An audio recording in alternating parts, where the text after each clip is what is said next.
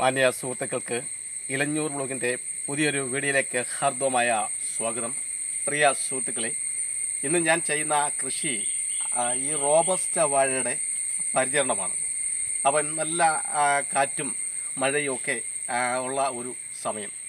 അപ്പം ഈ സമയത്ത് നമ്മൾ ചെയ്യേണ്ട, അല്ലെങ്കിൽ റോബസ്റ്റ വാഴ കൃഷിയുള്ളവർ അവർ നമ്മുടെ കൃഷിയിൽ പ്രചോദനം ഉൾക്കൊണ്ടും അല്ലാതെയൊക്കെ റോബസ്റ്റ വാഴ ഉള്ളവർ ഇങ്ങനെ ചെയ്തു കഴിഞ്ഞാൽ വളരെ വലിയ കുലകൾ, വലിപ്പമുള്ള കുലകൾ കിട്ടും.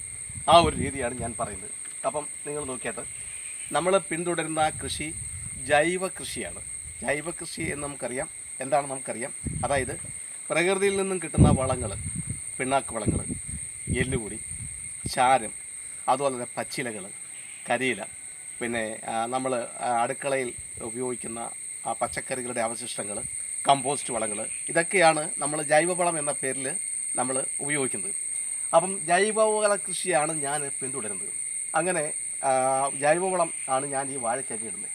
അപ്പോൾ എൻ്റെ വാഴക്കൃഷിയുടെ ഒരു പ്രത്യേകത എന്ന് വെച്ചാൽ, ഞാൻ റോബസ്റ്റ വാഴ ഏറ്റവും കൂടുതൽ ഇഷ്ടപ്പെടുന്നതിൻ്റെ ഒരു പ്രത്യേകത എന്ന് വെച്ചാൽ, വളരെ പെട്ടെന്ന് കുലകൾ കിട്ടുന്ന, വളരെ പെട്ടെന്ന് കുലയ്ക്കുന്ന ഒരു വാഴ ഇനമാണ് ഈ റോബസ്റ്റ വാഴ. എൻ്റെ അനുഭവത്തെ കാര്യങ്ങളാണ് ഞാൻ ഈ പറയുന്നത്. കാരണം ഇത് ഞാൻ ഒരു മൂട് വാഴ, ഒരു മൂട് മാതൃസസ്യം, നല്ല കുല കിട്ടുന്ന നല്ലൊരു മാതൃസസ്യം ഞാനിവിടെ നട്ട് അത് ഒരു 6-7 മാസമായപ്പോൾ, ഞാൻ ജൈവവളങ്ങളൊക്കെ ചെയ്ത് നല്ല കുഴിയൊക്കെ എടുത്ത് ആണ് നട്ടത്.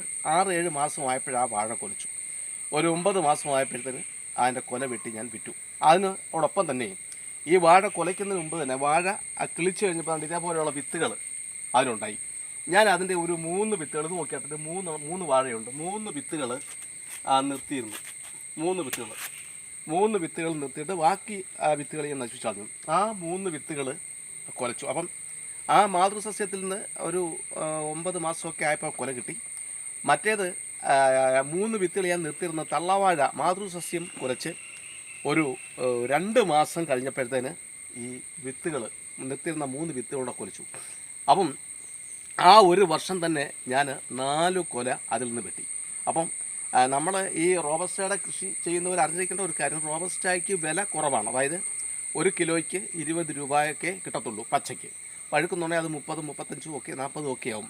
ചിലപ്പം അത് കുറയാനും സാധ്യതയുണ്ട്. അപ്പോൾ ഇത് മനസ്സിലാക്കിക്കൊണ്ട് നമ്മൾ കൃഷി ചെയ്യണം. പിന്നെ മറ്റൊരു കാര്യം എന്ന് വെച്ചാൽ, എന്തിനാണ് ഇങ്ങനെ ഒരു ചുവട്ടിൽ മാതൃസസ്യത്തിനോടൊപ്പം തന്നെ വിത്തുകളിലൂടെ വളർത്തുന്നത് എന്ന് ചോദിക്കും. അങ്ങനെ വളർത്തിക്കഴിഞ്ഞാൽ കൊലയ്ക്ക് വലിപ്പം കുറയും, തൂക്കം കുറയും എന്നൊക്കെ താമസിക്കും എന്നൊക്കെ പറയും. അതിനൊന്നും എനിക്ക് യോജിപ്പില്ല.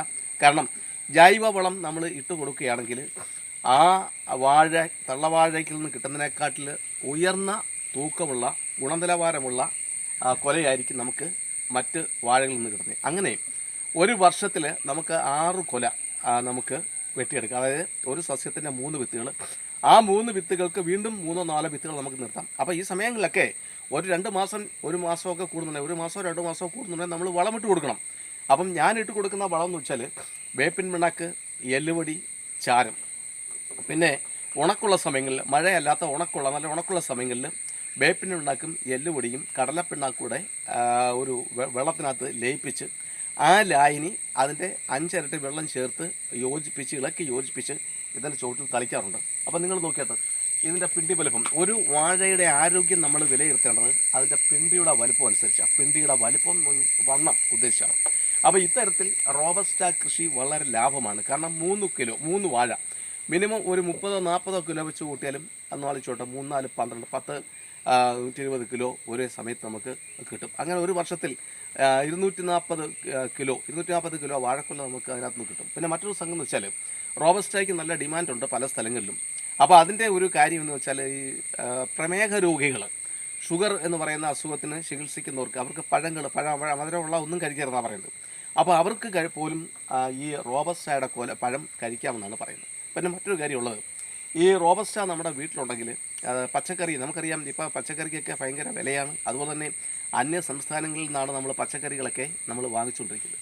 അപ്പോൾ ഇത് നമുക്ക് ഒഴിവാക്കാം. ഇപ്പോൾ ഒരു വലിയ കൊല, ഒരു 40 കിലോ വലിപ്പമുള്ള ഒരു കൊല ഏതാണ്ട് വിളവ് വരുന്ന സമയത്ത് നമുക്കിത് അതിൻ്റെ ഓരോ പടലയായിട്ട് നമ്മുടെ വീട്ടിലേക്ക് ആവശ്യത്തിന് നമുക്ക് കണ്ടിച്ചെടുത്ത് തോരനായിട്ടോ വെഴുക്കുരുട്ടിയായിട്ടോ അതല്ലെങ്കിൽ കറിയായിട്ടോ നമുക്ക് ഉപയോഗിക്കാം. അങ്ങനെ വീട്ടിലെ ആവശ്യങ്ങൾക്ക് നമുക്ക് നിർവഹിക്കും.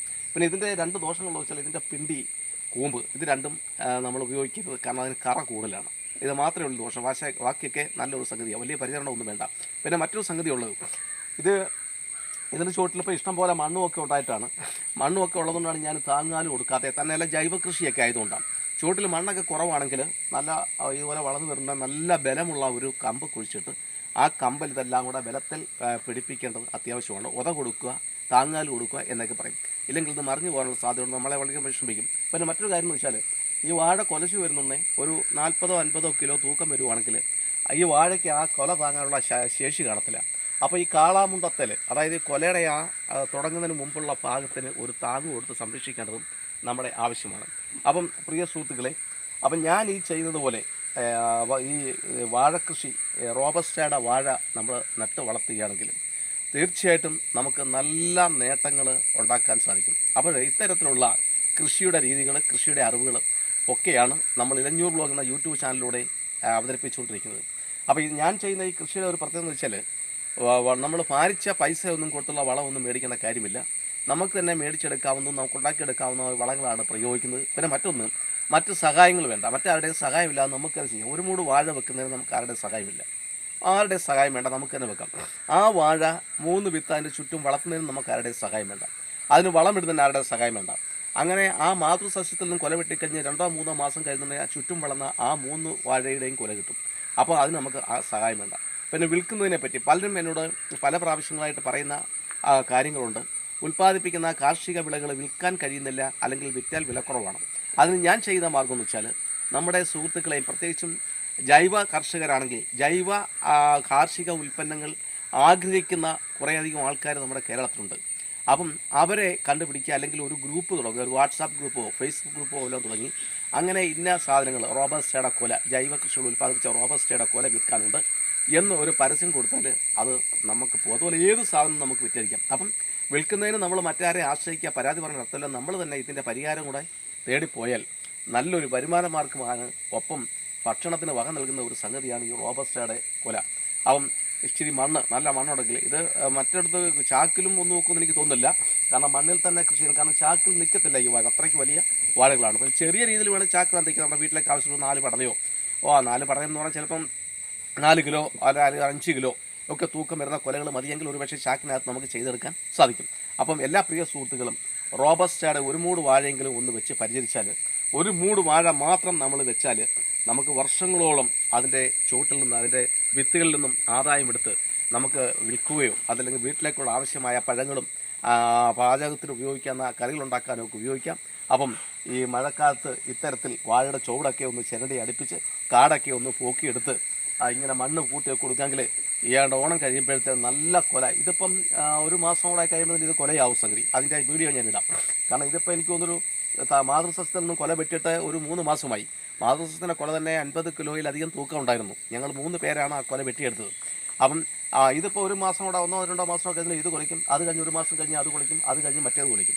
അപ്പോൾ ഇതാണ് നമ്മുടെ ഈ കൃഷി രീതി. നമ്മൾ ആണ്ടുകാലവും വാഴ വെക്കേണ്ട കാര്യമില്ല. ഒരു വർഷം നല്ല ഭംഗിയായിട്ട് ആഴത്തിൽ കുഴിയെടുത്ത് നമ്മൾ വാഴ വെക്കുക. അതിനുശേഷം ജൈവവളങ്ങൾ ചെയ്തു കൊടുക്കുക. ആദ്യത്തെ ഒരു കൊല ഒരു പക്ഷേ അല്പം വലിപ്പം കുറഞ്ഞാലും തൂക്കം കുറഞ്ഞാലും പിന്നീടുണ്ടാകുന്ന എല്ലാ കൊലകളും വലിയ വലിപ്പമുള്ളതായിരിക്കും. റോബസ്റ്റ യാതൊരു വിധത്തിലുള്ള കേടുപാടുകളോ അതുപോലെ തന്നെ രോഗബാധകളോ ഉണ്ടാകുന്ന ഒരു വാഴക്കൊലയല്ല.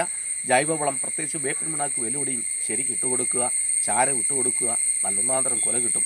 പിന്നെ തോലുകൾ ഇതേപോലെ ഇതിൻ്റെയൊക്കെ ചുവട്ടിൽ ഇഷ്ടം പോലെ പാടുകളിലൂടെ പറിച്ചിട്ട് കൊടുത്താൽ നിങ്ങൾക്ക് വളരെ നല്ല കൊല കിട്ടും. അപ്പോൾ എല്ലാ പ്രിയ സുഹൃത്തുക്കൾക്കും ഞാൻ നന്ദി നമസ്കാരം നേരുന്നു. എല്ലാവർക്കും നന്ദി നമസ്കാരം.